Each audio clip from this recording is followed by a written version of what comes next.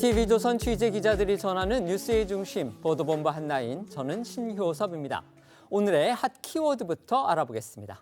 네, 첫 번째 키워드는 차분한 시민들입니다. 일본 오염수 방류 해역이 안전하다는 검사 결과가 계속 발표되고 있지만 이 야권과 시민단체는 지난 주말에도 이 대규모 장애 집회를 갖는 등 대여, 대일 공세를 계속하고 있습니다. 반면 방류 뒤에도 국내 수산물 소비가 평소와 큰 차이가 없고 횟집 등의 예약 취소 대란도 없는 등 시민 반응은 차분해 대조적입니다. 두 번째 키워드는 썼다 지운 조폭입니다. 이재명 민주당 대표가 SNS에 글을 올려 대북 송금 의혹과 관련해 김성태는 조폭 출신의 평판이 나빠 접근을 기피했다고 주장했습니다. 이 대표는 이후 김 전 쌍방울 회장이 조폭 출신이라고 한 부분을 지우고 검찰 수사를 비난한 내용도 일부 수정했습니다. 세 번째 키워드는 동상이 유죄입니다. 육군사관학교가 구소련 공산당 활동 등을 이유로 교내 홍범도 장군 등의 흉상 이전을 추진하고 있는 가운데 국방부도 오늘 청사 앞에 있는 홍 장군 흉상 이전을 검토하고 있다고 밝혔습니다. 광주시의 중국혁명음악가, 정률성 공원 조성 논란에 이어 홍 장군 전력 시비까지 여야 정치권의 때 아닌 이념 논쟁이 뜨겁습니다. 네 번째는 유전자 확인입니다. 러시아 연방수사위원회가 현지 시각 27일 비행기 추락 사고로 반란 용병 기업 바그너 그룹의 설립자 프리고진이 숨졌음을 공식 발표했습니다. 당국은 사고 현장에서 나온 시신 10명의 신원을 유전자 감식한 결과 한 명이 프리고진임을 확인했다고 했지만 비행기 추락 원인에 대해서는 언급하지 않았습니다.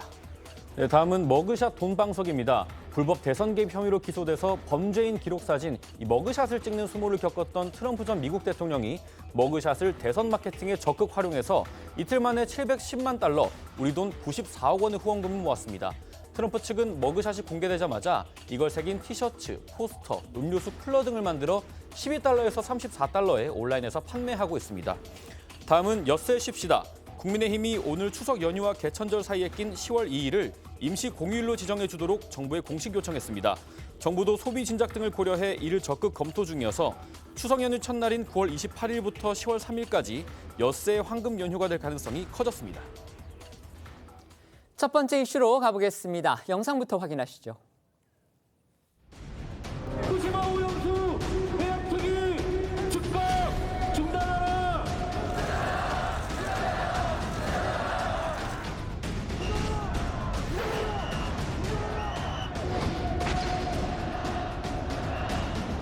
후쿠시마 오염수 방출을 끝까지 싸워서 막아냅시다.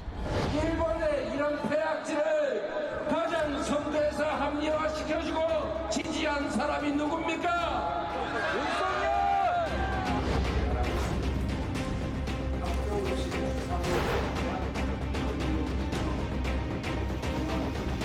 나치 괴벨스식의 낡아빠진 길거리 투쟁을 중단하시기를.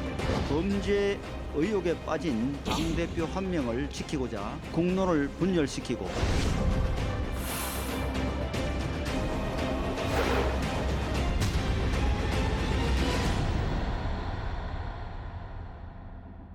일본이 후쿠시마 원전 오염수 방류를 시작하고 처음 맞이한 주말 서울 도심에서는 야당의 주도로 대규모 집회가 열렸습니다.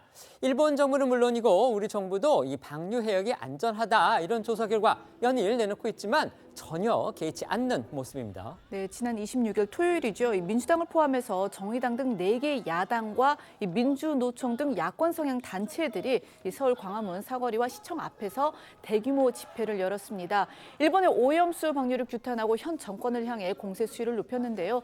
특히 이날 집회에서는 그 운동권 노래 죽창가가 등장을 했죠. 이 야권 인사들의 반일 입장을 대변하는 운동권 노래 죽창가를 합창하는 공연으로 시작이 됐는데 이 죽창가는 아시는 것처럼 2019년에 그 일본의 대한국 수출 규제 당시에 이 조국 전 법무부 장관이 본인 SNS를 통해서 이제 홍보를 하면서 야권의 반일 노래로 자리 잡은 바 있습니다. 이날 민주당 이재명 대표도 연단에 올라서 일본과 윤석열 대통령을 향해서 비판의 목소리를 높였습니다. 지난 주말 집회 현장 모습 보시겠습니다.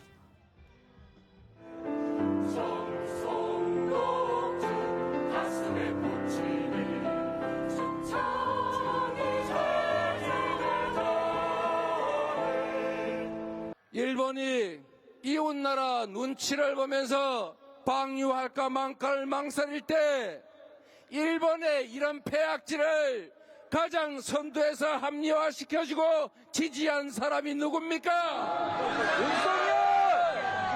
윤석열 대통령에게 정부 여당에 요구합니다. 권력은 잠시일 뿐이고 국민은 영원한 것입니다. 이런 야권의 길거리 정치에 대해서 여당 어떤 시각으로 바라보고 있습니까? 네, 일단 여당은 야당이 이재명 대표의 개인 비리를 방탄하기 위해서 반일, 반정부 여론을 선동하고 있다 이렇게 보고 있습니다. 무책임한 시위 때문에 죽어나는 건 윤석열 정권도 일본도 아니라 바로 우리 국민이라는 겁니다. 오늘 국민의힘에서 나온 비판 목소리 이어서 보고 오시죠. 나치 괴벨스식의 낡아 빠진 선전선동을 하던 길거리 투쟁을 중단하시기를 정중히 요청드립니다. 아무 전문성도 없는 민주당 국회의원들이 조사 장비 하나 없이 맨손으로 일본에 가서 고작 피켓 드는 데 세금을 낭비하는 것은 정말 창피한 일입니다. 백현동 개발 특혜 의혹으로 이재명 민주당 대표의 사법 리스크가 정점에 이르자 대표 방탄용 반일 반정부 선동을 최고조로 끌어올리고 있는 것입니다. 지금 민주당 행태는 제비다리를 불어넣고 이를 고치겠다고 부산 떠는 놀부의 모습과 다를 바 없습니다. 지난 주말에는요, 야당 의원들이 또 일본으로 건너가서 현지 반대 시위에 참석을 했습니다. 그런데요, 그 시위에 참여한 일본 국회의원이 모두 4명밖에 되지 않았다고 합니다.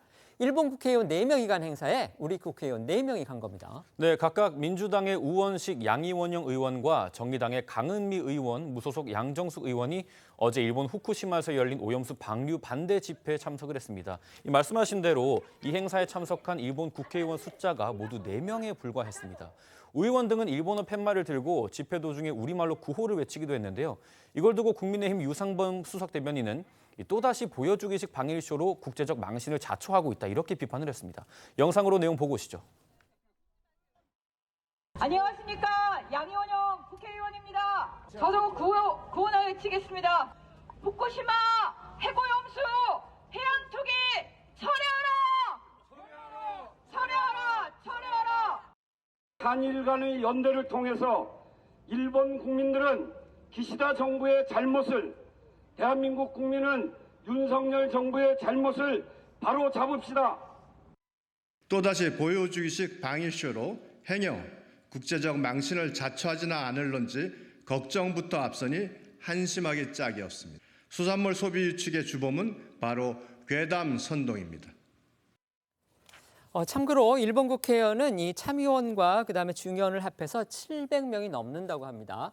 오염수 방류의 첫 주말을 맞아서 야당과 야권 성향 시민단체들은 저렇게 길거리 정치에 몰두했던 반면에 수산물 업계는 예상외로 큰 동요가 없이 지나갔다 이런 보도가 나왔습니다. 그렇습니다. 지난 주말 동안 서울의 유통 3사, 대형마트 또 백화점 식품 매장에서 건어물이나 소금 사재기 같은 그런 모습은 없었고요.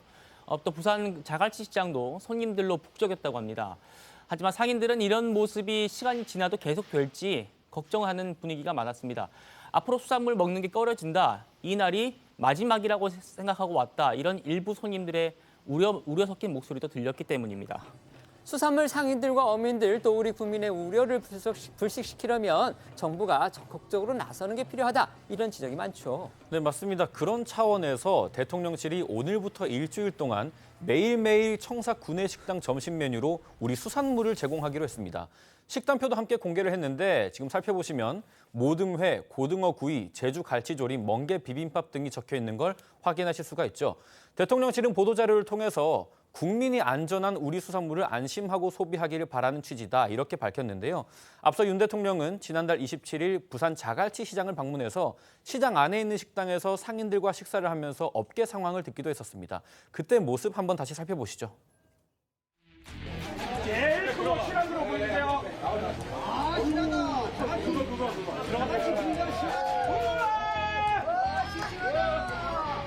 손을 좀 떠가지고 그렇게 해서 좀 잘게 해서 싸먹기도 하고 그다음에 포로 좀 이렇게 청량감만 하게 해가지고 그거는 따로 좀 못 먹을 수 있게. 국민 불안을 잠재우려면 무엇보다 이제 일본 측이 먼저 투명하게 정보를 공개해야 되고요. 또 우리 정부도 철저하게 모니터를 해야 될 텐데 지금 한일 정부의 공식 검사 결과가 나왔습니다. 네, 일본 정부 거가 나왔는데요. 이 원전 오염수 방류 후에 주변 바닷물을 이제 검사한 결과 그 결과가 이제 처음으로 나온 겁니다. 어제 오전 일본 환경성은요. 모든 지점에서 이 삼중수 농도가 검출할 수 있는 하한치를 밑돌았고 이건 이제 인간이나 환경에 영향이 없음을 확인했다 이렇게 강조를 했고요. 또 우리 해양수산부도 방류 이후 진행한 이 첫 방사능 조사 결과가 안전한 수준으로 나타났다 이렇게 밝혔습니다. 이 관련해서 일본 현지의 오염수 방류 상황을 점검하기 위해서 이 우리 측 전문가 3명이 어제 오전 일본으로 파견이 됐고 이 IAEA 후쿠시마 현지 사무소를 방문해서 조사를 벌일 예정입니다. 하지만 우리 사회 일각에서는 이런 공식적인 검사 결과 이런 거 전혀 염두에 두지 않는 그런 분들이 있죠. 특히 이제 이런 오염수 방류를 두고서요. 몇몇 유명 연예인들이 또 비판 목소리를 내서 지금 네티즌들 사이에 논쟁이 벌어지고 있습니다. 네, 일단 밴드 자우림의 멤버죠. 김윤아 씨가 지난 24일에 SNS에 오염수 방류를 규탄하는 글을 올렸다가 논란의 중심에 섰습니다. 김 씨의 글을 비판하는 일부 네티즌들과 또 반대로 정당한 의사표현이라면서 응원하는 그런 네티즌 사이에서 감론을박이 벌어진 건데요. 여기에 전효욱 전 새누리당 의원이 김 씨가 몇 년 전에 일본 여행 도중에 먹방을 한 적이 있다면서 공개 저격을 하는가 하면 한 보수 성향의 유튜버는 또 일본 외무성에다가 김윤아 씨에 대한 영구 입국 금지를 청원하는 그런 이메일을 보냈다고 밝히면서 후폭풍이 커지고 있는 그런 상황입니다. 이제 이재명 민주당 대표 얘기해보겠습니다. 이 대표가 오늘 취임 1주년을 맞았습니다. 사법 리스크가 여전히 발목을 잡고 있어서 지금 분위기가 그렇게 좋지만은 않습니다. 그렇죠. 이재명 대표가 이 민주당 당대표에 선출된 게 지난해 8월 28일 그러니까 오늘로 딱 1주년이 됐습니다. 취임 1주년이기도 하지만 이제 총선을 불과 7개월이 앞두고 있는 그 어느 때보다 중요한 시점에 이 임기 반환점을 도는 건데 아시는 것처럼 이재명 대표는 이 자신을 향하고 있는 여러 갈래의 검찰 수사와 재판들로 인해서 이 사법 리스크에서 쉽게 빠져나오지 못하고 있는 상황이죠. 지금 당장 이 대표를 옥죄고 있는 사법 리스크, 아무래도 쌍방울 대북 송금 건이겠죠. 이 대표 취임 1주년을 앞둔 지난 주말에 이 자신의 SNS에 대북 송금 수사 관련한 글을 올렸습니다. 그러면서 자신을 향해서 불리한 법정 진술을 했던 김성태 전 쌍방울 회장을 조폭 출신이다. 이렇게 노골적으로 비판해서 눈길을 끌었습니다. 그런데 이 대표가 곧장 이 부분을 포함해서 여러 부분을 고쳐서 또 왜 그랬는지 그 배경에도 관심이 모아지고 있습니다. 맞습니다. 이재명 대표 지난 토요일이죠. 자신의 SNS에 쌍방울 대북 송금 관련 수사를 망한 소설이라고 비판하는 그런 글을 올렸습니다. 조만간 소환 조사를 받아야 하는 민감한 시점이고 또 자기 글이 곧바로 기사가 될 거라는 걸 누구보다 잘 알기 때문에 정제된 글, 완성된 글을 올리지 않을까 싶은데 말씀하신 대로 글을 한번 올렸다가 여러 부분을 수정을 해서 눈길을 끌었습니다. 먼저 글 제목부터요. 처음에는 이래가지고 소설이 잘 팔릴까라고 올렸었는데 소설 대북 송금으로 바꿨다가 다시 망한 소설 대북 송금으로 이렇게 바꿨습니다. 그중에서 가장 눈에 띄는 부분은요. 바로 김성태 전 쌍방울 회장에 대한 표현이었습니다. 처음에는 김 전 회장이 조폭 출신에 평판이 나빠서 만난 적도 없고 접근을 기피했다 이렇게 썼다가요. 나중에 조폭 출신이라는 표현은 삭제를 했고요. 또 공식 만남이나 인증샷도 못하는 사이다 이렇게 썼습니다. 김 전 회장을 모르는 사이다 이렇게 강조를 하면서도 이제 표현은 좀 순화한 것으로 그렇게 보입니다. 그런데 이렇게 갑자기 태도를 바꾼 이유가 뭔지 궁금해질 수밖에 없죠. 네, 그 의문에 대해서 민주당 관계자는 일부 언론 인터뷰를 통해서 검찰이 영장 청구를 저울질하는 이 시점에 굳이 김성태 전 회장까지 자극해서 도움이 될 게 없다. 이렇게 판단한 것 같다고 말을 했습니다. 앞서 이 대표가 김 전 회장을 겨냥해서 노상 강도 같은 표현을 썼다가 김 전 회장이 옥중 입장문과 법정 진술 등을 통해서 배신감을 강하게 토로한 부분을 의식했을 거다. 이런 해석입니다. 이 대표 취임 1주년에 대한 여야 평가도 완전히 엇갈렸는데요. 특히 김기현 국민의힘 대표는 이 대표의 그 SNS 글 수정 부분 이걸 꼬집었습니다. 네, 김기현 대표는 오늘 오전 회의에서 이 대표 취임 1년 동안 철저하게 방탄 일색의 민생 외면이었다 이렇게 비판을 했습니다. 그리고 이제 이 대표가 SNS에 올린 글, 그러니까 김성태 전 회장을 조폭 출신이라고 했다 그 해당 표현을 삭제한 것을 겨냥해서 조폭 눈치를 보고 있다 이렇게 몰아세우기도 했는데요. 직접 들어보시겠습니다.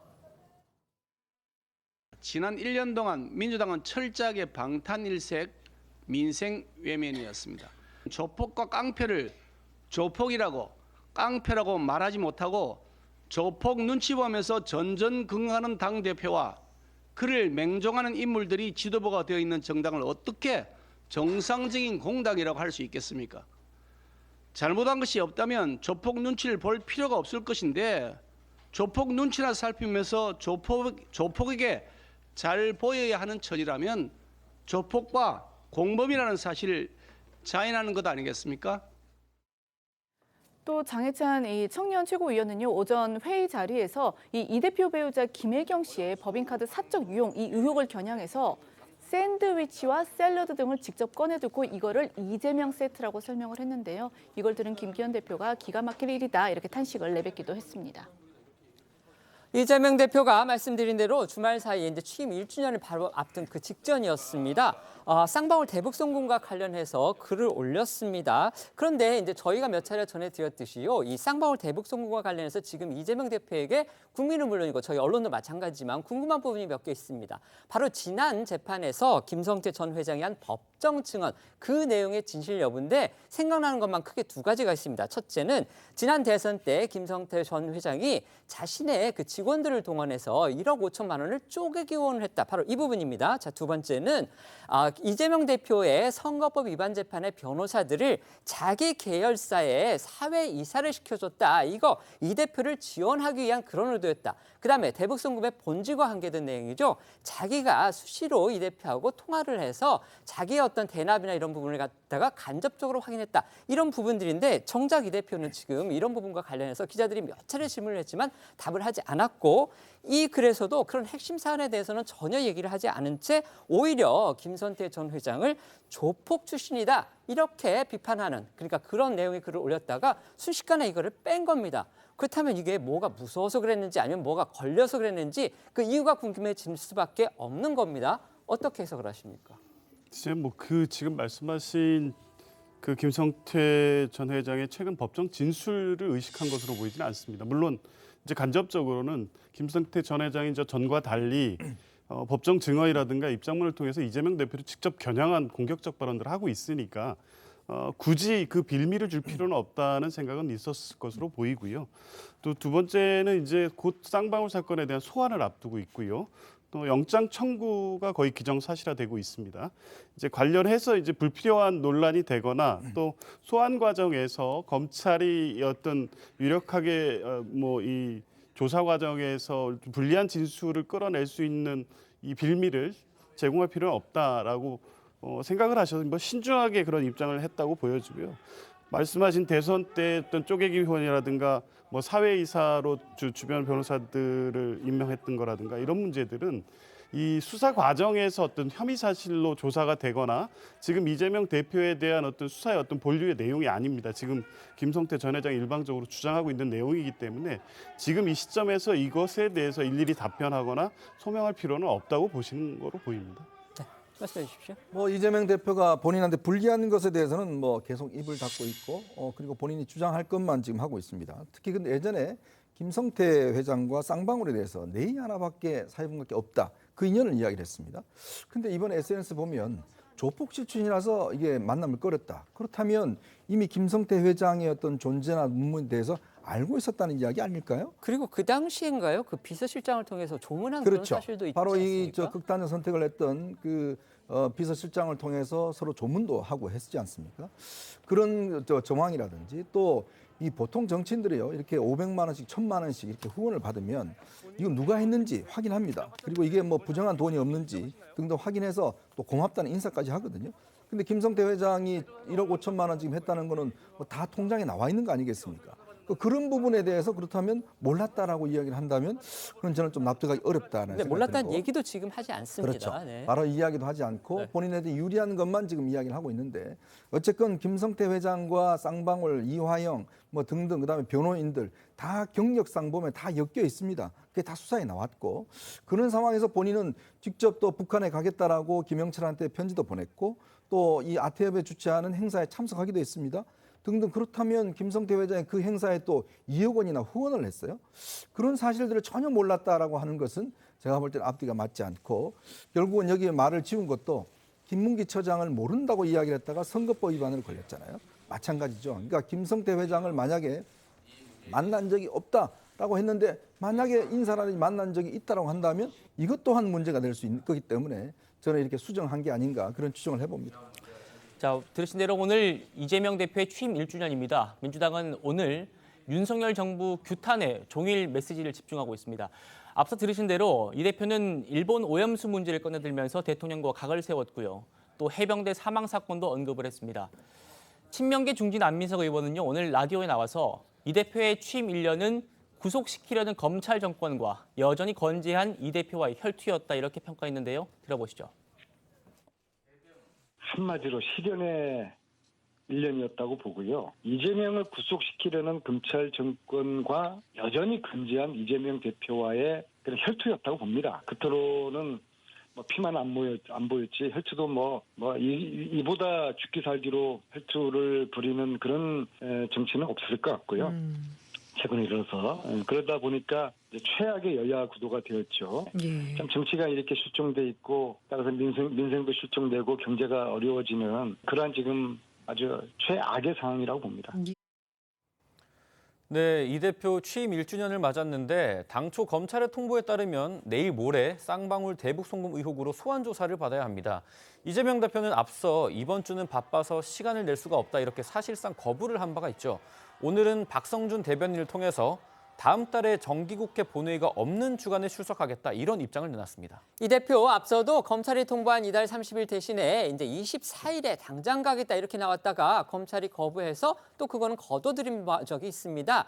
또다시 검찰이 제시한 날짜가 아니라 지금 다른 날 출석을 주장하고 있는 건데요. 그런데 어쨌든요, 이 정기국회 본회의가 없는 날 나가겠다 이 얘기를 보면 결국 그것의 연장선상에서 이제는 국회 본회의의 체포동의안 표결 이거는 이 대표 측도 기정사실화하고 있는 거 아니냐, 그걸 전제로 지금 이렇게 출석 얘기를 하고 있는 거 아니냐, 지금 이런 해석도 가능하겠습니다. 네, 관련해서 지난주에 나왔던 이재명 대표 목소리와 함께 오늘 박성준 대변인이 뭐라고 말했는지도 한번 들어보겠습니다. 터무니없는 얘기들을 가지고 정말 소설을 쓰고 있는데 국가 권력을 남용하는 것이고 정치 공작이다. 30에 나가실 생각은 있으신 건가요? 말씀드린 것처럼 다음 주에는 일정상 도저히 제가 그렇게 시간을 내기가 어렵습니다.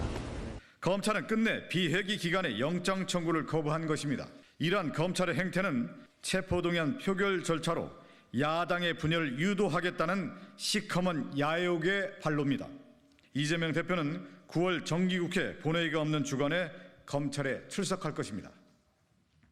방금 녹취에서 그 이재명 대표의 발언 관련해가지고 어제라고 자막에 표시가 돼 있었는데 그거는 지난 24일에 한 발언이기 때문에 바로 잡겠습니다. 네, 그리고 박성준 대변인은 이어서 이 대표를 향한 소환 조사는 일본 핵 오염수 방류에 대한 국면 전환용 수사다 이렇게 주장을 하기도 했습니다. 그리고 이제 국민의힘을 중심으로 나오는 그런 비판, 그러니까 쇼핑하듯이 조사를 받느냐, 날짜 골라서 하느냐 이런 비판에 대한 질문에는 여당이 검찰 대변인이냐 이렇게 반박을 하기도 했습니다. 한동훈 법무부 장관 역시 앞서서 이제 이재명 대표가 비회기 때 영장을 청구하라 이렇게 검찰에 촉구한 걸 두고서 무슨 식당 예약하듯이 한다 이렇게 비판한 적이 있었죠. 다음 달 출석하겠다는 이 대표 입장에 대해서 검찰은 또 어떤 반응을 보일지 이건 또 지켜봐야겠습니다. 네, 검찰은 이재명 대표 측의 사법방해 의혹 수사 여기에 속도를 내고 있습니다. 저희가 가장 먼저 전해드렸던 대로 이화영 전 부지사 측근과 만나고 또 부인과 통화한 뒤에 재판이 한 달 넘게 공전하고 있는 그런 것과 관련해서 이 대표의 최측근이죠. 박찬대 최고위원이 또 경기도 문건 유출과 이 전 부지사 재판 기록 유출 등 일단 당대표실의 자료 유출 의혹과 관련해서 이 대표의 비서실장인 천준호 의원이 다음 주에 검찰에 소환될 예정입니다. 이 대표의 측근인 최고위원 그리고 비서실장을 소환한다.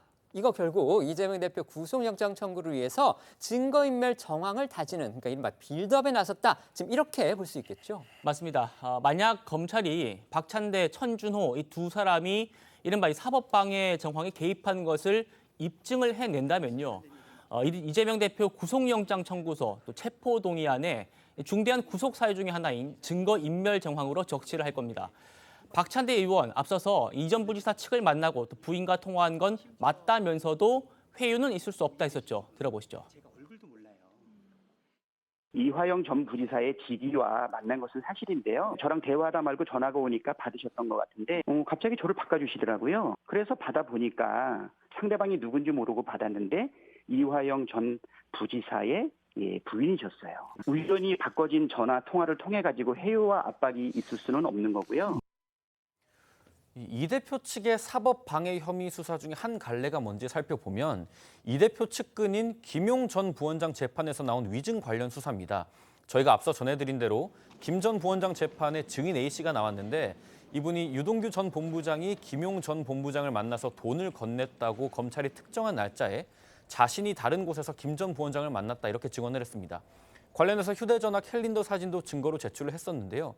검찰은 해당 증언이 위증이고 제출한 사진도 조작됐다 이렇게 판단을 하고 김용 전 부원장 측 변호인과 지난 대선 당시에 이 대표 선대위에서 일했던 관계자의 자택, 사무실을 압수수색하는 등 관련 수사에 속도를 내고 있습니다. 압수수색 사실이 알려지고 나서요. 김용 전 부원장이 바로 입장문을 냈죠. 검찰이 짜맞추기 수사를 하고 있다. 국기문란 범죄다. 이렇게 반박을 했습니다. 하지만 지난 주말에 반전이 일어났습니다. 검찰이 그 문제의 증인으로부터 위증한 것이 맞다. 이런 진술을 받아냈다는 보도가 일제히 쏟아진 겁니다. 검찰도 이 기사에 대해서 적극 부인을 하지 않음으로써 사실상 그런 진술을 받아냈음을 인정을 했습니다. 네, 이 법조계에 따르면 검찰은 김용 전 부원장 재판에서 위증을 한 혐의를 받고 있는 이 증인 A씨를 최근 피의자 신분으로 불러서 조사를 했고 이 과정에서 혐의를 자백하는 취지의 진술을 받아낸 겁니다. 이걸 이제 좀 더 저희가 구체적으로 설명을 해드리자면 이 증인 A씨는요 검찰에게 그 앞선 이제 재판에서 김용 전 부원장을 만났다고 알리바이를 입증해줬던 자신의 증언이 그 거짓이 맞다 이렇게 밝혔고 이를 뒷받침하기 위해서 그 재판부에 제출을 했던 휴대전화 캘린더 그 사진 역시 위조된 것이다 이렇게 털어놓았다고 하는데요. 또 A씨는 이런 위증과 증거 조작의 배후에 김용 전 부원장 측이 있다 이런 취지로도 진술을 한 것으로 보도가 됐습니다. 즉 김 전 부원장 그 측 요청에 따라서 이 알리바이를 입증해 줄 수 있도록 위증을 했다라는 겁니다. 당사자가 위증 사실을 인정한 게 맞다며 이제 검찰의 위증 수사, 그러니까 이른바 사법방해 수사 더욱 탄력을 받을 수밖에 없는 그런 상황입니다. 그렇죠. 이 검찰은 이 위증 교사와 또 위증 증거 사용 이거는 사법 질서를 교란하는 중대 범죄다 이렇게 강조를 하고 있습니다. 김용 전 부원장이 검찰 수사를 향해서 국기문란 범죄다 이렇게 표현한 것에 대해서는 법정 밖에서 왜곡된 주장을 하고 있는 점에 유감을 표한다 이렇게 밝혔습니다. 하지만 이 김용 전 부원장 측은 이 해당 증인 A씨가요. 김용 전 부원장 측의 요청에 따라서 위증했다는 취지로 그런 진술했다는 일각의 보도에 대해서 명백히 실체와 다르다 이렇게 반박을 했습니다. 하지만 만약 A씨의 자백이 김 전 부원장 측의 요청에 의해 증언 나선 것이란 뜻이라면 그건 사실이다. 그러니까 우리가 증언을 해달라고 말한 건 맞다. 이렇게 말을 한 겁니다. 지금 기자가 말씀한 대로 지금 김용 전 부원장 측의 주장은 이겁니다. A씨한테 증인으로 나서줄 것을 요청한 거 이게 자백의 사실이라면 그거는 사실이 맞다. 그건 맞는 얘기다. 하지만 지금 보도대로 거짓 증언을 해달라. 그러니까 위증을 교사했다. 이렇게 말한다면 그거는 사실이 아니다. 지금 이겁니다. 네, 이처럼 검찰이 이재명 대표 측의 사법방해 의혹을 정면으로 겨누고 나서니까 국민의힘에서는 이 대표가 사실상 최종 책임자다. 측근들의 사법질서 유린 뒤에 흑막으로 존재했다. 이런 비판이 나왔습니다. 장해찬 청년 최고위원은 라디오 인터뷰를 통해서요. 이재명 대표 측근인 박찬대 최고위원, 당대표 비서실장 천준호 의원의 소환 통보를 언급하면서 유례없는 일이라고 비판을 했는데요. 한번 들어보시죠. 그러니까 사실은 유례 없는 일이죠. 네. 재판을 지연시키기 위해서 지금 민주당의 주요 정치인들 또 최고위원까지 하는 지도부가 이 피의자이자 재판 받고 있는 당사자 배우자와 통화도 하고 그 지인과 당협위원장 대리인도 만나고 하는 것 자체가 굉장히 부적절하기 때문에 조심했어야 되는 일이라 생각하고요. 네, 민주당도 대응에 나서고 있습니다. 검찰이 이재명 대표를 구속시키지 못하자 너희도 수사 한번 당해봐라 이런 심보를 보인 거라고 주장을 했는데요. 친명계인 전용기 의원의 같은 라디오 인터뷰도 한번 들어보겠습니다.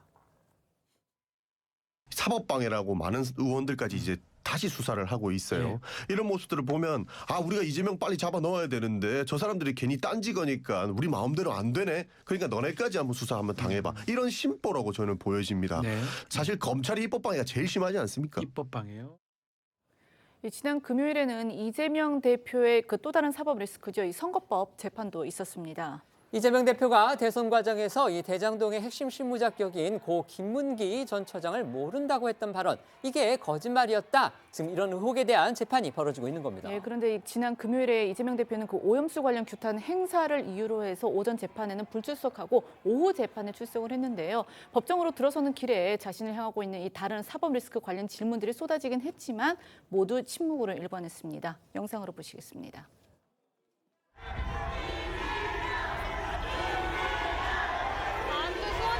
하실 건가요? 검찰이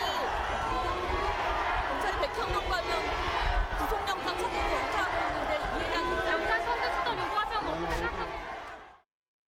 자, 이 대표가 출석한 지난 금요일 오후 재판에서는 국민의힘 소속인 이기인 경기도 의원이 법정 증인으로 나와서 눈길을 끌었습니다. 이기인 의원은요, 이 대표가 성남시장으로 일할 때는 성남시의원으로 활동을 했고요. 또 김문기 전 처장 그리고 이 대표가 해외 출장 당시에 같이 찍었던 그 사진을 처음 공개한 인물이기도 합니다. 맞습니다. 이 의원은 지난 금요일 재판에서요, 성남시의회에서 근무를 해본 사람은 이재명 시장이 사람을 잘 기억한다, 이런 평가를 모두 알고 있다면서 이 대표가 김문기 전 처장을 모른다는 건 황당무계하다, 이렇게 진술을 했습니다.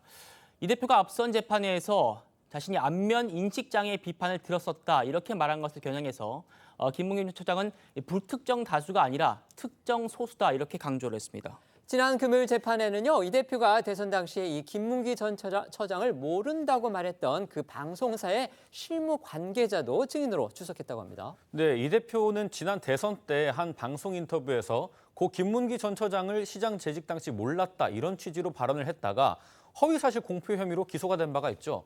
해당 방송 프로그램 관계자가 법정에 증인으로 나왔는데 이렇게 말을 했습니다. 사전 질문지에는 김문기 전 처장 사망에 대한 입장을 묻는 질문이었는데 김문기 씨를 시장 재직 때 아셨냐는 앵커의 질문은 대본에는 없었던 거라고 말을 했고요.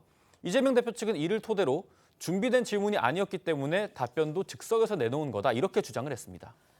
이 대표의 이 같은 발언은요, 앞서 이제 친형을 정신병원에 강제 입원시키려 한 거, 그런 사실이 없다는 TV 토론 발언으로 허위사실 공표로 기소가 된 적이 있었죠. 그런데 이게 1심, 2심과 달리 대법원에서 즉흥성, 그러니까 그 자리에서 즉흥적으로 한 발언, 그 부분에 대해서는 거짓이라고 볼 수 없다, 이렇게 무죄 취지의 판결을 받은 적이 있습니다. 바로 그 판례를 소환해서 그렇게 방어를 한 겁니다. 네, 맞습니다. 그렇기 때문에 검찰은 반대 신문에서 이 방송 직전에 당 차원에서 김문기 전 처장 사망에 대한 입장을 발표할 정도로 이슈화가 되어 있던 만큼 이재명 대표가 이 답변을 미리 준비했을 거라고 반박을 했습니다. 이재명 대표 오는 30일로 통보를 받았던 이 쌍방울 대북송금 관련 검찰 소환 조사 거부한 상태에서 당 대변인이 다음 달 정기국회 본회의가 없을 때 나갈 수 있을 거다, 이런 지금 입장이 당 대변인을 통해서 나왔습니다. 이 얘기는 아까도 말씀드렸지만 이제 맥락상 그렇다면 사실상 본회의에서의 체포동의안 표결은 이제 어쩔 수 없다, 이렇게 생각을 하고 있는 게 아니냐, 이런 추측이 가능한 겁니다. 자, 그렇게 봐도 될까요? 그렇죠.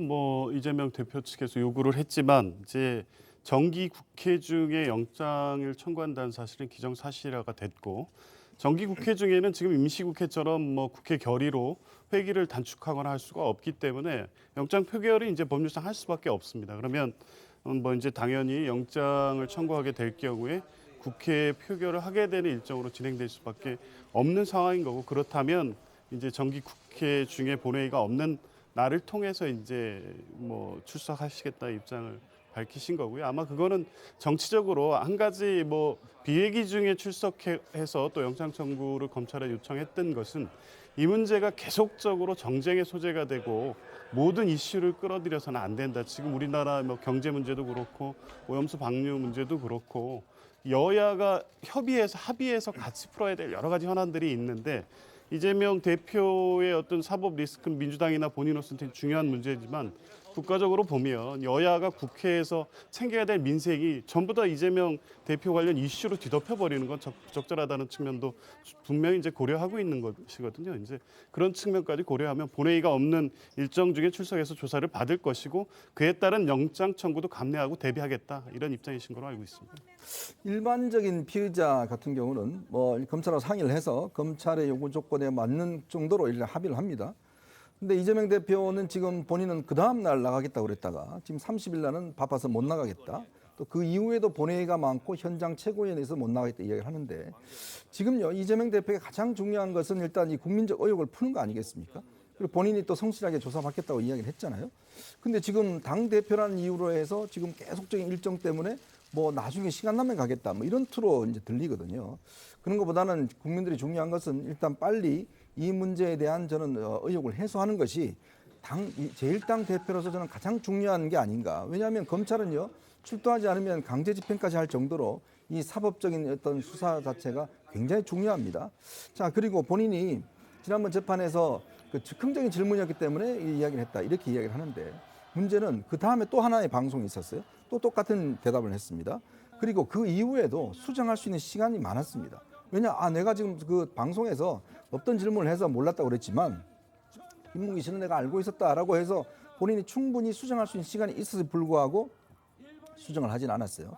그런 걸 보면 김문기 씨에 대해서 이건 의도적으로 모른다고 이야기했다. 왜냐하면 그날이 바로 김문기 씨가 극단적인 선택한 바로 그 다음 날입니다.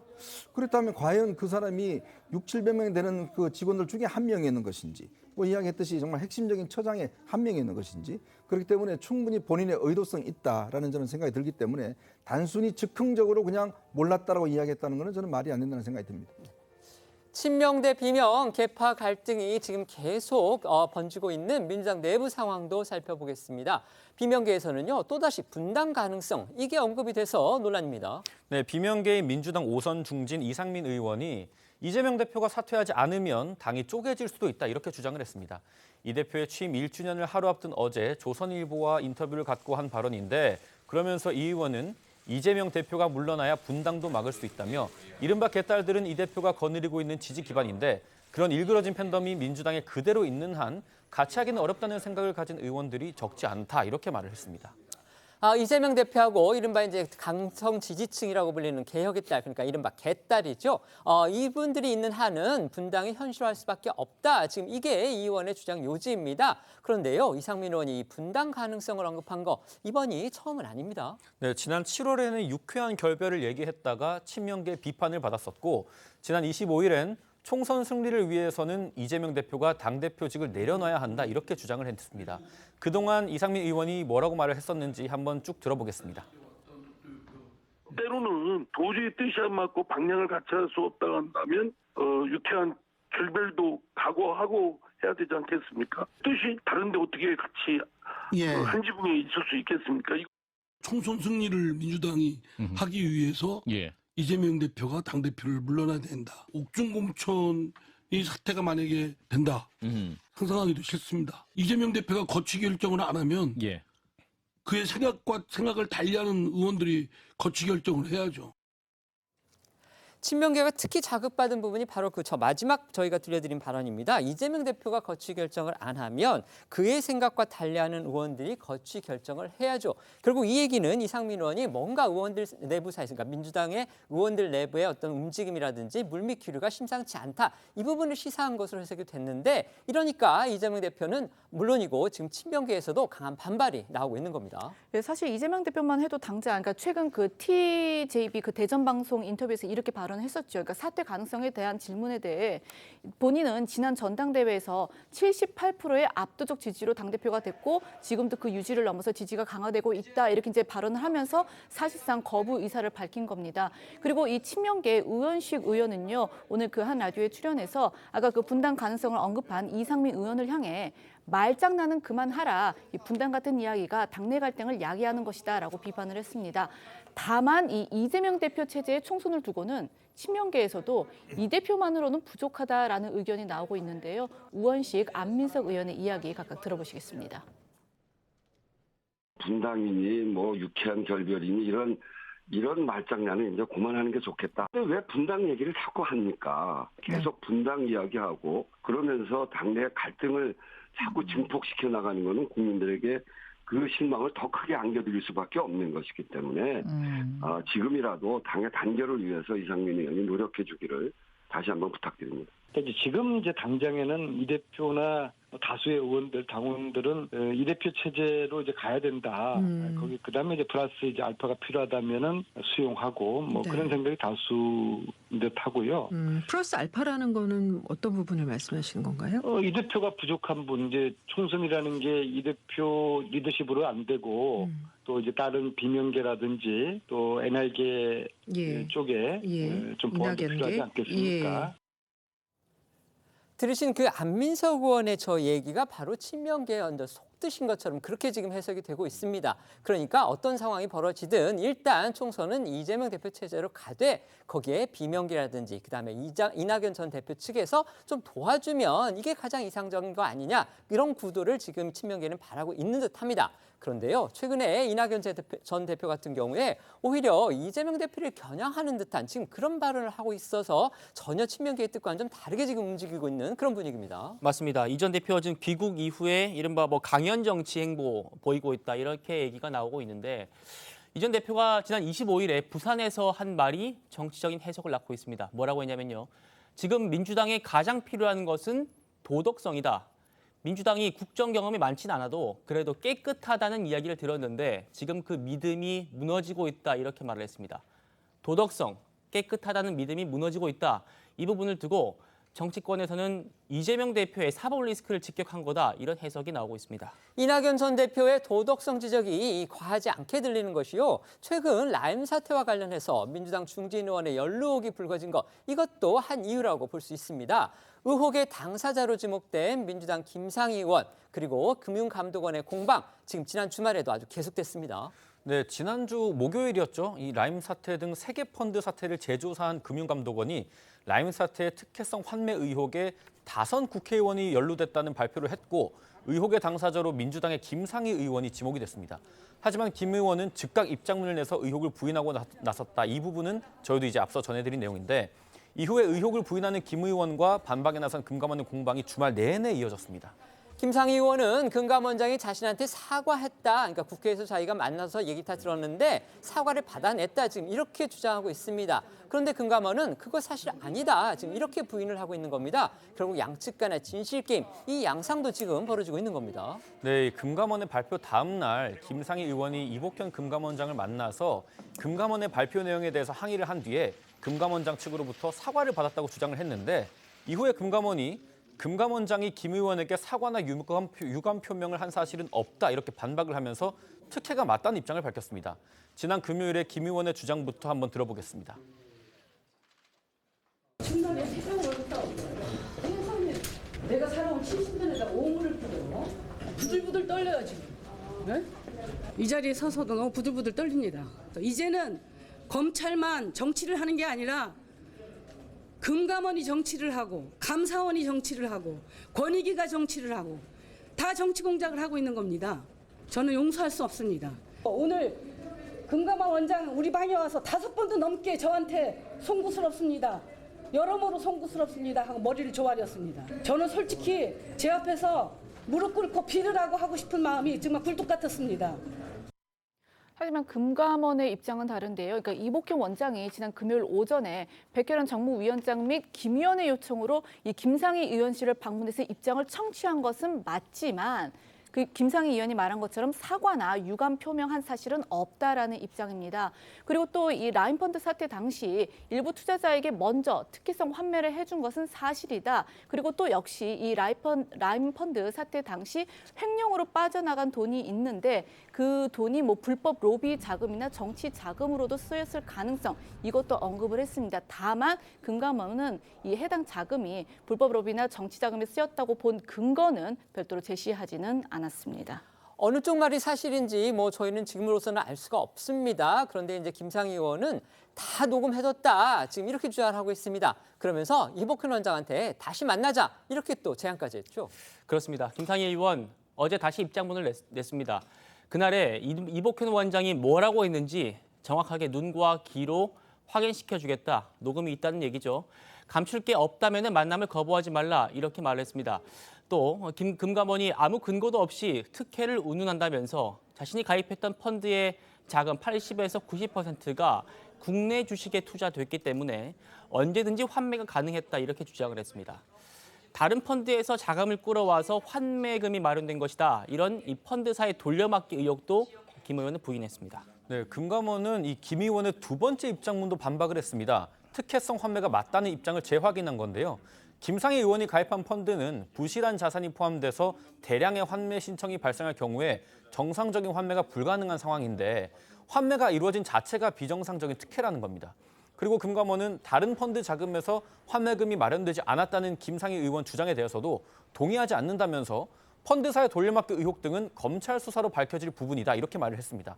관련해서 오늘 여야의 목소리 순서대로 들어보겠습니다. 본인 스스로 억울하다며 금감원 앞에 앉아있는 김 의원의 모습을 보며 최소한의 양심도 없는 파렴치한 정치인의 위선을 보는 것 같아 무척이나 씁쓸합니다. 금융감독원이 야당 탄압 김상희 의원을 허위 사실로 탄압하고 야당을 묶으려고 하는 것에 대해서 확실하게 지적하고 문제 제기합니다. 금융감독원 원장은 국민 앞에 사죄하고 사퇴할 것을 촉구합니다. 들으신 것처럼 민주당에서는 이복현 원장의 사퇴 요구까지 나왔지만요. 이제 공은 수사를 시작한 검찰에게 넘어간 상황입니다. 네, 지난 24일 서울 남부지검이 금감원을 압수수색해서 관련 자료를 확보하는 등 이 검찰은 본격 수사에 착수를 했습니다.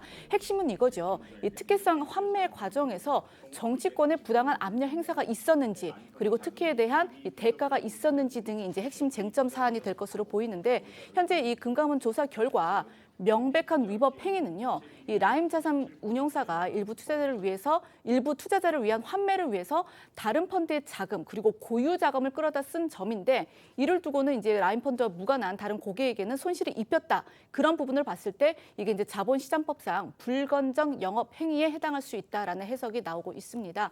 다만 일각에서는 라임 측이 이 여러 판매사의 환매 요구 중에서 특정 4개사에만 특혜를 줬다고 해도 그 자체로만은 이 라임의 형사적 책임을 묻기 어렵다는 의견도 있는데 결국은 회사가 환매를 해줘야 할 의무가 있기 때문에 그것만 두고 형사적 책임을 말할 수는 없다라는 의견도 있습니다. 일단 관련해서 라임 피해자 단체 대표의 이야기 들어보시겠습니다. 김상희 의원이 본인이 알았든 몰랐든 돈이 하늘에서 떨어지거나 땅에서 솟지 않는 한 결국 다른 피해자들의 돈으로 메꿔졌다라는 그거는 부인할 수 없는 사실이죠. 금융 시스템에 대한 불신, 배신감 이런 것들도 사실 굉장히 크다고 봐야죠.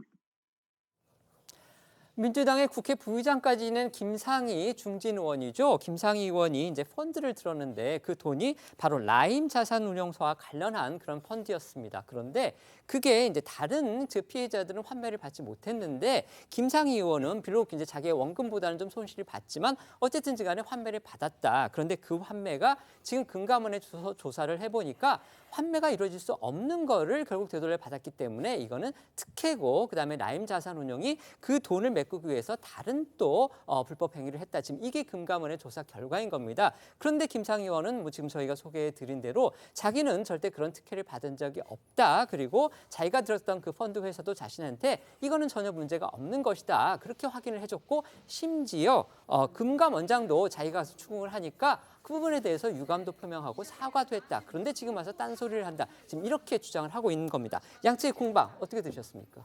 일단 몇 가지 사실관계를 확인해 보면요. 이 펀드는 환매가 가능한 펀드였던 것으로 확인이 되고요. 당시에 판매사였던 미래에셋이 환매를 제안했다는 것도 직원의 진술이 아직 구체적으로 확인된 건 아니지만 진술을 통해서 미래에셋도 부인하지는 않는 것으로 보입니다. 그리고 당시에 이 대량 환매 사태가 10월경에 있는데요. 7월 달에 이미 몇몇 경제지에서 이 라임 펀드의 부실화 문제를 지적하고 있었습니다. 당연히 판매사들에서는 환매가 가능한 펀드에 대해서는 환매를 제한하고 이 투자 손실이 발생하지 않도록 이런 상황들이 조치가 취해지고 있었던 상황입니다. 그렇다고 하면 이런 여러 가지를 종합해서 환매 요구를 한 거고 그렇게 해서 환매가 이루어진 것으로 보입니다.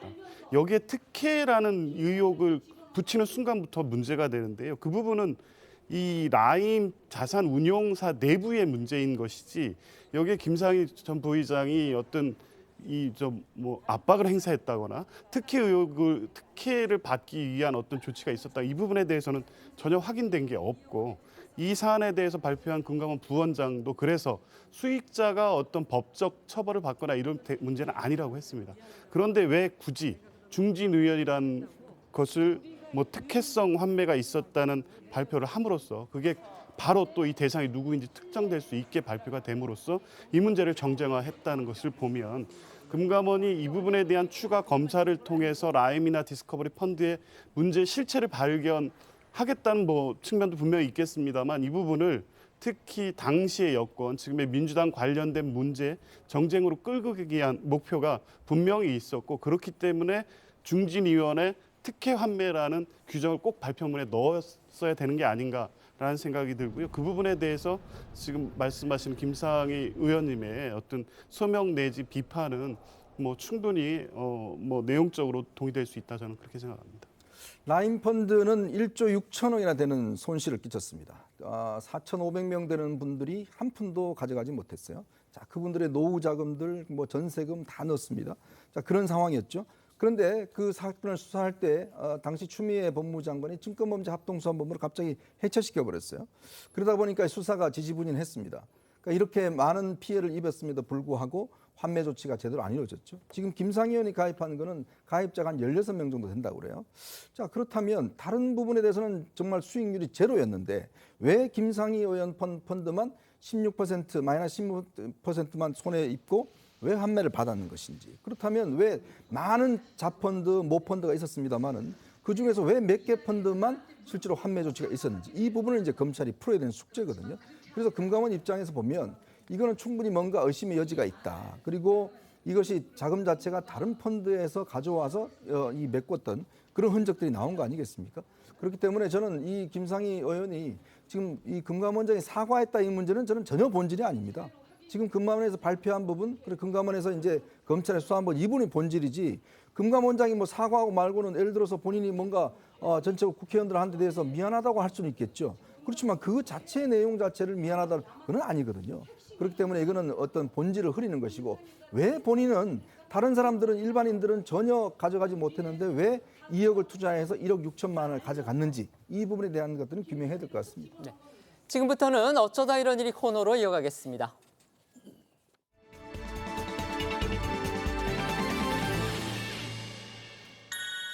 첫 번째는요, 흉기를 8개나입니다. 지난 주말에 서울 주택가에서 또 흉기 난동이 벌어져서 경찰 특공대까지 출동하는 그런 아찔한 사건이 있었습니다. 네, 지난 주말입니다. 이 서울 은평구의 한 주택가에서 30대 남성 A씨가 양손에 흉기를 들고 난동을 부리다가 경찰 특공대에 제압을 당했는데요.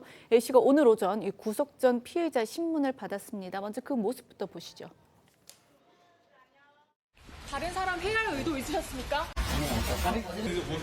흉기 많이 발견됐는데 범행 계획하신 겁니까? 당신들은 약품 주단이 무엇입니까? 네, 사건을 자세히 좀 설명을 해드리자면 이 남성 A씨는요. 범행 당시 경찰관에게 흉기를 휘두르고 또 본인에게 흉기를 겨눈 채 자해 위협을 했습니다. 이에 경찰은 위기협상 복장을 착용을 하고 A씨에게 접근을 하면서 대화를 시도했고 그러면서 이제 흉기를 바닥에 내려놓도록 유도를 했다고 하죠. 이 과정에서 A씨는 경찰에 치킨과 소주를 요청을 했고 경찰은 이를 제공해서 협상에 응한 것으로 알려졌습니다. 자, 그렇게 경찰이 2시간 넘는 대치 끝에 다행히 큰 인명피해 없이 A씨 제압에 성공을 했고요. A씨가 들고 있던 흉기 2점, 또 가방에 있던 흉기 6점을 포함해서 모두 8점의 흉기를 압수했습니다. 아이고야, 흉기가 그러니까 8개나 갖고 있었다는 겁니까? 네, 왜 이렇게 많이 흉기를 갖고 있었는지 저도 의문이 들었었는데요. A씨는 경찰 조사에서 10년 전에 요리사로 일하면서 갖게 된 칼들인데 낚시를 갈 때 쓰려고 차량에 싣고 있었다 이렇게 진술하는 걸로 전해지고 있습니다. 그런데 이 남성 왜 흉기 난동을 벌였는지 그 이유 밝혀졌습니까? 네, 경찰은 A씨가 돈 문제로 가족과 갈등을 겪다가 범행했을 가능성이 있다고 보고 있습니다. 오늘 영장 심사를 마치고 나온 A씨는 어머니가 저를 못 믿어서 무속인에게 300만 원을 갖다 줘서 너무 속상했다면서 이걸 술을 먹고 풀려고 했는데 안 받아줘서 소리를 질렀고 경찰이 너무 많이 오는 바람에 겁에 질려서 그랬다고 밝혔습니다. 이 모습 보고 오시죠. 금전 문제로 범행 저지른 거 맞습니까? 금전 문제가 아니고 속상해서 엄마가 저를 못 믿어줘서 우석이한테 300만 원을 갖다 주니까 너무 속상해서 술을 먹다가 풀려고 했는데 거기서도 안 받아줘서 그냥 소리 질렀는데 시민들이 와서 신고를 하고 경찰들이 너무 많이 와서 겁에 질려서 그랬어요. 그러니까 사람 믿음에 대한 제 주변에 사람이 없다는 것에 너무 속상해서 이런 일이 발생한 것 같습니다. 더 이상 안 할 거고 죄송해요. 네, A씨는 4년 전에 조울증 진단을 받은 적도 있다는데 다만 현재는 약물 치료를 받지 않은 것으로 전해집니다. 여기에 대해서 A씨는 정신질환이 아니라고 생각한다. 본인이 과거 택배 일을 할 때도 아무 일이 없었고 또 대리기사 일을 할 때도 아무 문제 일으킨 적 없다라고 주장을 했습니다. 두 번째는요, 반성문의 이유입니다. 또래를 아주 잔혹하게 살인한 그 범인이죠. 바로 정유정의 얼굴인데 이번에는 또 무슨 일입니까? 네, 지난 5월 이 또래 여성을 살해한 후 시신을 가방에 담아 유기한 정유정이 재판부에 반성문을 6차례나 낸 것으로 전해졌습니다. 그중 지난 7월 재판부에 처음 제출한 반성문에는 줄곧 판사가 이걸 읽을까 하는 의심이 들어 있었다고 하는데 여기에 대해서 이제 재판부는 첫 공판 준비 기일에 반성문을 우리가 다 읽는다. 그러니 써낼 것이 있으면 써내라. 본인의 출생과 가족상, 성장 배경과 학교 생활, 그리고 범행을 결심한 계기, 당시 심경까지 다 적어보라라고 했다고 합니다. 네, 그 뒤에 정유정은 약 한 달 동안 5번 더 반성문을 제출했다고 합니다. 그러니까 일주일에 한 번 이상 반성문을 적극적으로 쓴 셈이죠. 이 같은 정유정의 행동에 전문가들은 인정 욕구에 따른 것이라는 분석을 내놨습니다. 이수정 경기대 범죄심리학과 교수에 따르면 정유정은 어린 시절부터 아버지 등 어른들에게 무시를 당하면서 성장했다고 주장하는 걸로 알려졌는데 이 때문에 정유정은 타인에게 인정받고 싶어하는 욕구가 강하다. 판사가 반성문을 통해서 정유정의 이런 욕구를 알아봐 준 거다라는 해석입니다. 즉 판사의 지시에 순응하면서 본인의 이야기를 들어달라고 호소할 수 있는 창구가 마련됐다는 거죠. 반성문을 쓴 횟수만큼 반성의 강도도 크다. 과연 이렇게 볼 수 있는 것인지 결국 정유정이 이렇게 반성문을 썼으니까 정말 반성을 하고 있다. 이렇게 봐야 할지 이거 의문입니다. 관련해 이수정 교수는요. 물론 이제 정유정이 반성하고 있을 가능성도 있지만 정유정이 경계성 성적 장애 이 성향도 보이기 때문에 이게 반성하는 모습만 있는 게 아닐 것이다라는 점을 주의해서 봐야 한다라고 싶었는데 즉 이게 이제 무슨 말이냐면 또 다른 전문가에 따르면은 정유정이 이 재판 자체를 흥미로운 이벤트로 받아들이고 있을 가능성이 있다라고 분석을 한 건데, 그러니까 정유정이 평소에 이제 사회와 단절되며 살아왔잖아요. 그러니까 사회적 소통과 연결이 봉쇄된 그런 상태로 살다가 이번에 끔찍한 범죄를 계기로 법정에 서면서 본인에게 사회적 관심이 쏠리는 것을 알게 됐을 거라는 그런 의미입니다. 그러면서 이제 정유정이 모든 재판에 열심히 임할 것이라면서 정유정에게는 형량을 낮추고 말고의 문제가 아니다. 그게 아니라 오히려 그 재판 자체를 흥미로운 어떤 이벤트로 볼 수 있다. 이제 그 점에 좀 주목을 하기도 했습니다. 세 번째는요, 치약사는 안 돼입니다. 치약산의 이름이 불린 어떤 영화 포스터 같이 보입니다. 이건 또 어떤 내용입니까? 네, 실제 지명을 딴 영화 제목을 듣고 종종 논란이 빚어지기도 하죠. 대표적으로 공포물인 그 영화 곡성, 또 곤지암이 있었는데요. 이번에는 다음 달 개봉 예정인 영화 치약산이 갈등의 중심에 섰습니다. 치약산은 강원도 원주에 있는 명산이자 또 우리나라 대표적인 관광 자원이죠. 그런데 이 영화가 치약산에서 벌어지는 연쇄 토막살인 사건이라는 괴담을 다루고 있기 때문에 영화 제목에 쓰이는 이 치약산을 두고 영화사와 또 원주시가 맞서고 있는 그런 상황입니다. 원주시의 주장은 이렇습니다. 영화의 소재가 된 그 괴담 자체가 실체가 없는 허구인데다가 요즘 흉기난동 사건 등 정말 각종 그 강력 범죄가 때와 장소를 가리지 않고 발생하는 이 시점에 영화 치약산이라는 게 개봉을 하면 분명 지역 내 불안감이 커지고 모방 범죄 우려도 증폭이 된다는 겁니다. 또 이 치약산의 주인공인 치약산 한우, 치약산 둘레길 등 지역 고유의 상품과 이 관광 자원이 심각한 이미지 타격을 피할 수도 없다라는 우려도 큰데요. 이에 원주시는 이 영화 제목 변경이나 또는 영화 속 치약산이라는 대사가 등장하는 부분을 삭제, 또 비공식 포스터 삭제 등을 요구하고 있습니다. 하지만 이 영화를 제작하는 그 제작사 측에서는 원주시의 요구 전부 거부하고 있다고 합니다. 네, 이런저런 이유가 많은데요. 제작사 측은 영화 제목과 치약산을 언급한 언급하는 부분을 모두 삭제하면 영화를 처음부터 다시 촬영해야 할 정도로 이야기 연결이 안 된다면서 난색을 표하고 있습니다. 거기에다가 지금 배우 중 한 명이 군복무 중이기 때문에 재촬영도 불가하다고 설명하고 있습니다.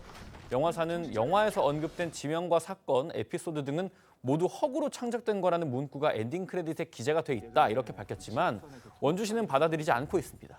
원주시는 영화 상영 금지, 가처분 신청과 함께 영화 개봉으로 발생할 수 있는 각종 피해에 대한 손해배상 청구 소송까지 제기할 방침이다 이렇게 밝혔고요. 또 지역 주민들도 본격적으로 반대 운동에 나선다고 예고를 했습니다. 논란 속에서 개봉일이 다가오고 있는데요. 극적인 타협점을 찾아서 영화가 관객을 만날 수 있을지 지켜봐야 할 것 같습니다.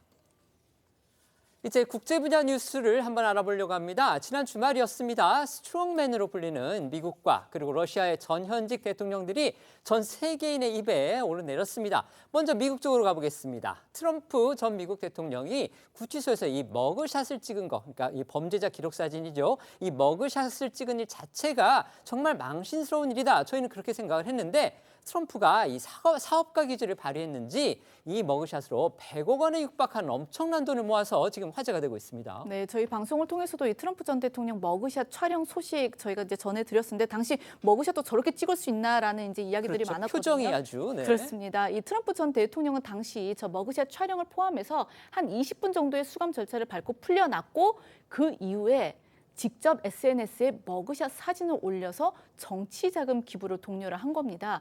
여기에 이 트럼프 선거 캠프에서는요, 온라인 스토어를 통해서 절대 굴복하지 않는다라는 문구가 새겨진 티셔츠와 머그잔 그리고 차량 스티커 등 각종 머그샷 상품을 판매하기 시작했는데 이틀 동안 이 머그샷 상품을 팔아서 710만 달러, 이게 이제 우리 돈으로 100억 원 가까이 모금을 한 것으로 전해졌습니다. 특히 첫날 모금액만 418만 달러인데 이거는 트럼프 전 대통령이 2024년 대선 출마를 선언한 이후 24시간 안에 모은 금액 중 가장 많았다고 합니다. 이 관련해서 구치소에서 나온 트럼프 전 대통령의 발언과 이 지지층들의 발언 들어보시겠습니다. We did nothing wrong. I did nothing wrong. And everybody knows it. I've never had such support. I would wear one. Yeah, it's funny. It's like the whole political scenario in the U.S. is really comedy at this point. So it's fun. 네, 트럼프 캠프는 지지자들에게 머그샷은 폭정에 맞선 미국 저항의 상징으로 역사에 남을 거다. 이런 이메일을 보낸 걸로 전해졌는데요. 머그샷 상품들이 인기를 끌면서요. 굴욕 사진이라고 할 수 있는 이 머그샷을 정치 탄압과 또 연관지어서 선거 마케팅에 활용하려는 트럼프의 전략이 성공을 거두고 있다. 이렇게 얘기가 나오고 있습니다. 어떻게 보면은 이 부동산 재벌 출신인 트럼프의 장사꾼 기질이 이런 데서도 발휘됐다. 이런 비판적인 평가도 나오기도 합니다.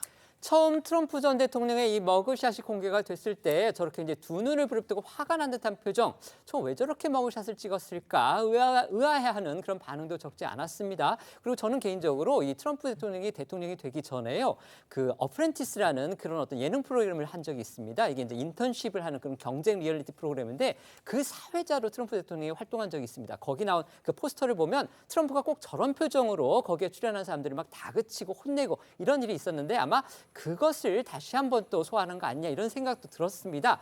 결국 저게 아주 계산된 표정이었다. 이런 분석들이 나오고 있는 겁니다. 네, 맞습니다. CNN은 트럼프 전 대통령이 선거 캠프 관계자들과 이 머그샷을 어떤 표정으로 어떻게 찍을지 논의를 했고 화가 난 듯한 트럼프 전 대통령의 머그샷 표정은 저항적인 느낌이 들도록 참모진과 사전에 상의한 결과물일 거라고 보도를 했는데요.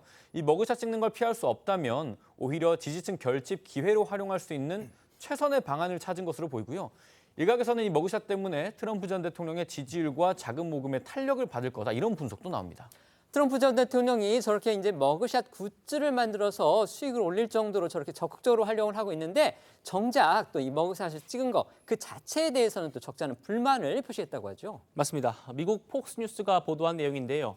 트럼프 전 대통령은 검찰 출석 당일에 폭스뉴스와 인터뷰에서 머그샷을 강요당했다 이렇게 주장했고요. 잘못한 일이 없는데 머그샷을 찍어서 불편했다는 취지로 답한 것으로 전해졌습니다. 또 이 트럼프 전 대통령은 또 다른 보수 매체와의 인터뷰에서도요. 나는 머그샷이라는 단어를 들어본 적이 없다 이렇게 말했습니다. 평소 자신이 자랑했던 미국의 명문 경영대학원 와튼스쿨 출신임을 내세우면서 와튼스쿨에서는 그런 걸 가르쳐주지 않았다 이렇게 토로를 하기도 했습니다. 지난 대선에서 맞붙었던 상대이고 또 다음 대선에서도 지금 맞붙을 가능성이 이렇게 보이는 바이든 미국 대통령. 바이든 대통령이 트럼프 전 미국 대통령의 그 머그샷을 보고 나서 나온 그 반응, 이것도 화제였습니다. 네, 바이든 대통령은 지금 휴가 중인데요. 이 트럼프 전 대통령의 머그샷을 봤냐 이런 기자의 질문을 듣고 폭소를 터뜨린 것으로 전해졌습니다. 그리고 핸섬 가이라고 짧게 평가하기도 했는데요. 얼핏 보면 이 트럼프 전 대통령의 외모를 칭찬한 것 같지만 전직 대통령의 굴욕적인 머그샷에 대한 조롱이 담긴 발언이다 이런 분석이 나옵니다. 관련 발언 한번 들어보겠습니다. Have you seen Donald Trump's mugshot yet? I did see it on television. What'd you think? Handsome guy. 바이든 대통령은요, 전용기 추락 사고로 사망한 그 러시아 용병기업 바그너 그룹의 수장이죠.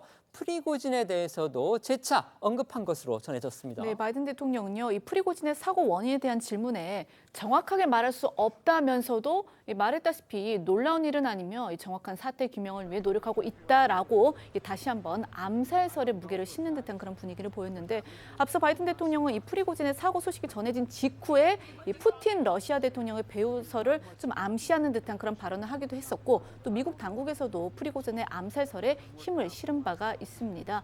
지난 발언들 들어보시겠습니다. Our initial assessment is that it's likely Prigozhin was killed. We're continuing to assess the situation. I'm not surprised. Do you believe? There's not much that happens when Russia and Putin not behind. But I don't.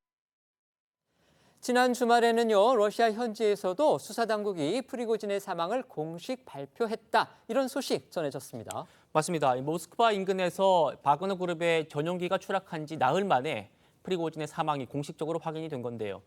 사건을 수사하고 있는 러시아 연방수사위원회가 유전자 감식을 해서 사망자들의 신원을 확인했답니다. 그러니까 이 탑승자 명단과 그 유전자 감식 결과가 일치한다 이렇게 밝혔습니다. 앞서서 러시아 항공 당국이 사고 당일 발표한 탑승자 명단에 이 프리고진이 포함돼 있었긴 합니다. 그런데 이제 실제로는 프리고진이 다른 비행기를 탔고 어딘가에는 살아있을 거다 이런 루머가 끊이지 않았었는데요. 유전자 확인 결과가 나왔기 때문에 관련 루머들은 일단 근거를 잃게 됐습니다. 관련해서 러시아 당국의 설명 들어보시죠.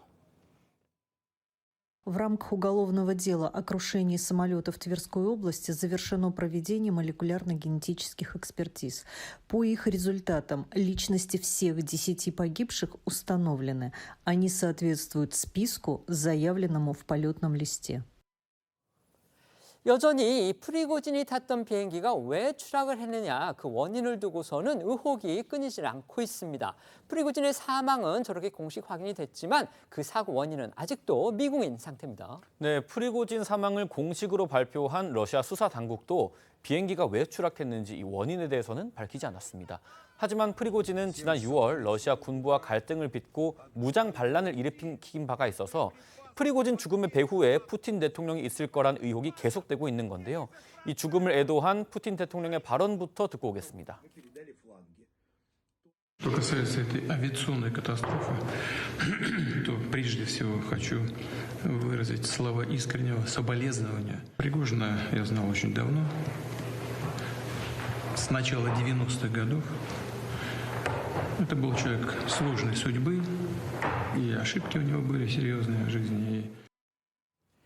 자, 그런데요, 이 프리고진이 탑승한 비행기가 추락 전 한 달 동안 냉각 장치 고장을 수리하기 위해서 사용하지 않는 상태로 모스크바 공항에 계류돼 있었다. 이런 러시아 현지 보도가 나와서 관심을 끌고 있습니다.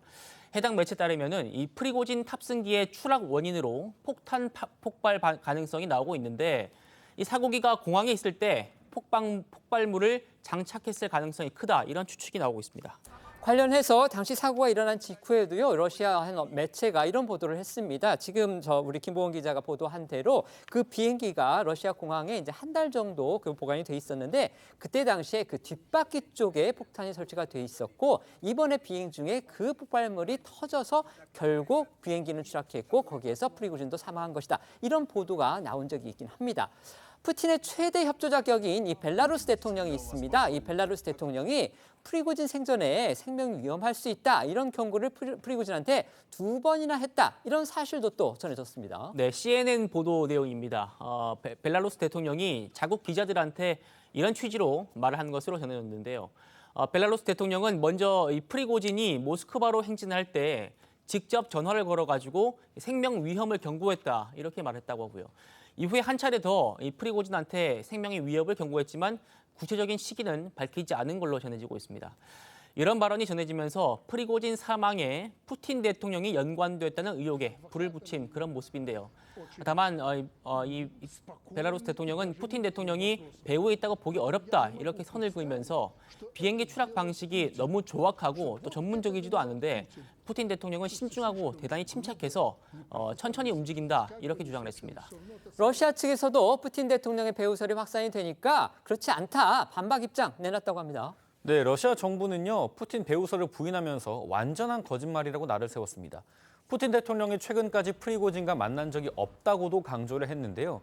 그리고 미국 측이 제기한 암살 의혹에 대해서도 러시아 외무부 차관은 워싱턴 관리들의 추측은 외교적 방법에 대한 노골적인 무시를 반영하는 거라면서 날을 세웠습니다. 바이든 대통령을 향해서는 이런 비극적인 사건의 성격을 주제로 추측할 만한 위치에 있지 않다고 비판을 했습니다. 관련해서 러시아 측 발언 들어보겠습니다. Абсолютно. И здесь, конечно, нужно исключительно, освещая эту проблематику, основываться все-таки на фактах. Фактов пока немного, потому что их еще предстоит выяснить в ходе следственных действий, которые сейчас выполняются. 프리고진 사망 이후에 러시아 정부가 이제 용병 회사 바그너빌이 가장 대표적이겠죠. 그 용병 회사들을 대상으로 해서 아주 심상치 않은 조치들을 내놔서 그 배경에 또 관심이 쏠리고 있습니다. 네, 외신에 따르면 푸틴 대통령이 이 용병 그룹 바그너 병사들을 그러니까 민간 군사 기업장 민간 단체인 이 바그너 병사들에게 국가에 대한 충성 맹세를 의무한 것으로 지금 보도가 나오고 있는데 프리고진이 탄 이 바그너 그룹 전용기가 추락해서 탑승자 전원이 사망한 지 이틀 만에 나온 이런 조치입니다. 이 법령은요, 러시아 연방에 대한 그 충성 맹세 의무화 대상의 범위를 비정규군 민간 단체에도 확대 적용을 한 것인데 이 충성 맹세를 할 대상에 자원봉사 조직 구성원까지 포함을 했는데 이건 이제 사실상 그 바그너 그룹들과 같은 민간 용병 조직을 지칭했다 이제 그런 분석이 나오고 있습니다. 당연히 이런 조치의 배경에는 이 바그너 그룹의 반란 등으로 실추가 된 정부의 권위를 다시 세우고 또 바그너 그룹에 대한 푸틴 정권의 통제력을 강화하려는 그런 목적이 있다라는 건데 다만 이 바그너 그룹을 누가 이끌 것인가에 대한 이제 관측이 아직까지 무성한 가운데 그 바그너 그룹은 아직 결정된 바 없다 이런 입장을 내놨습니다. 푸틴 대통령이 과연 바그너 그룹의 그 프리고진을 사망하고 그다음에 암살을 했느냐 이 부분에 대한 국제적인 관심이 높고요. 대중의 관심도 큽니다. 러시아 정부가 프리고진의 사망은 공식 확인했지만 그 비행기의 추락 원인에 대해서는 일체 밝히지를 지금 않고 있습니다. 근데 어떻게 보면 이게 폭발했다 아니면 뭐 자연스럽게 추락을 한 거다 이런 부분은 그렇게 어려울 것 같지는 않습니다. 러시아 정부의 저런 의도 뭐라고 좀 추측을 하십니까? 이제 러시아에서 이런 식의 소위 말하는 암살 내지 이런 사건들이 종종 있어 왔죠. 근데 지금 상황은 우크라이나 전쟁이 장기화되고 교착 국면에 있으면서 그 과정에서 발생했던 프리고진의 반란 문제에 대해서 푸틴이 상당한 위기의식을 느꼈을 거라고 보고요. 정규군이 아니기 때문에 사실 통제할 수단이 없었지만 이번에 이 법령을 통한 명령을 통해서 완벽하게 민간까지 장악하고 향후 이제 전황을 우세로 이끌어가겠다는 이런 강력한 의지가 있고 그래서 그 배경에 푸틴을 계속 의심할 수밖에 없는 상황이 있는 것 같습니다. 네. 근데 문제는요. 그동안 러시아가 한 행태를 보면 정규군이 할 수 없는 거를 사실 용병들이 대신 수행해 왔거든요. 체첸이라든지 뭐 우크라이나라든지. 그러니까 그런 것들이 이유가 있습니다. 왜냐하면 정규군 같은 경우는 인권 문제나 이런 게 있기 때문에 함부로 할 수 없는데 바그너 그룹이 그동안 그걸 다 수행해 왔고 또 바그너 그룹의 재산이 꽤 많습니다. 뭐 수조 원에 달한다고 하지 않습니까? 지금 뭐 아프리카 등지에 많이 가 있는데 문제는 이렇게 그걸 정부 사이드로 다 들여와버리면 앞으로 그러니까 러시아가 움직일 수 있는 운신의 폭, 국제사회의 비난이라든지 이걸 과연 감당해낼 수 있을까?